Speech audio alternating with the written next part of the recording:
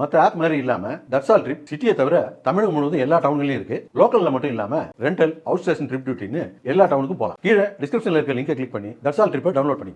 பரபரப்பான அரசியல் சூழலில் பாராளுமன்ற பட்ஜெட் கூட்டத்தொடரின் 2வது கட்ட அமர்வு இன்று தொடங்குகிறது.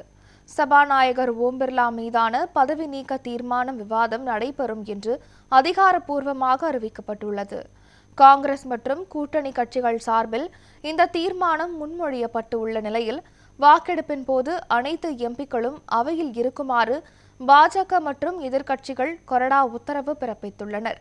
மேலும் மேற்கு ஆசிய நிலவரம், இந்திய அமெரிக்க வர்த்தக ஒப்பந்தம் உள்ளிட்ட பல்வேறு பிரச்சினைகளையும் எதிர்க்கட்சிகள் இந்த கூட்டத்தொடரில் எழுப்ப திட்டமிட்டுள்ளன.